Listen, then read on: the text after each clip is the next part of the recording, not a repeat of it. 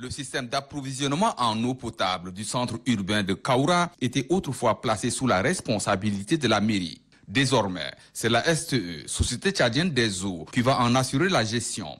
Avant de retrocéder ce centre à la STE, le ministre de l'eau et de l'assainissement, Aliou Abdoulaye Ibrahim, la directrice générale de la STE, Koubra Hissène Itno, ainsi que la délégation qui les accompagne, ont visité les installations techniques de production d'eau équipées d'un château de 600 mètres cubes.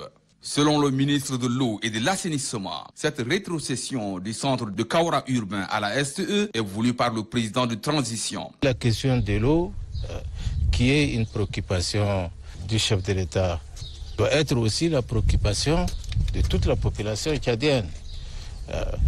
Par le fait que tout ce qui a été réalisé doit être entretenu, doit être préservé et doit être pérennisé.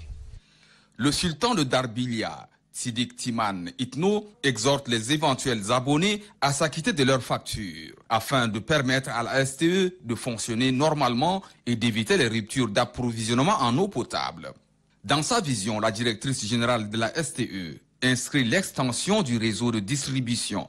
Je vous rassure que la STE mettra tout en œuvre pour, je dirais pas tout de suite, je vais couvrir 20 km de Kaoura, mais graduellement les choses vont se faire et les problèmes vont être réglés au fur et à mesure, ensemble avec vous bien sûr.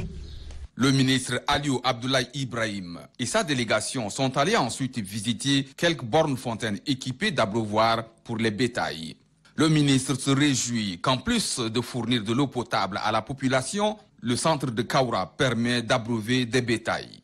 De Kaoura, la délégation ministérielle a mis le cap sur Itou. Aliou Abdoulaye Ibrahim est venu constater un château d'eau de 300 mètres cubes. Il a été relevé que l'entreprise en charge des travaux ne s'est pas conformée aux recommandations du bureau de contrôle pour implanter l'ouvrage. Livrant ses impressions, le ministre Aliou Abdoulaye Ibrahim a souligné que ce chantier s'inscrit dans le cadre des travaux d'urgence. Il a demandé à l'entreprise de se conformer à ces recommandations pour la réussite de l'ouvrage.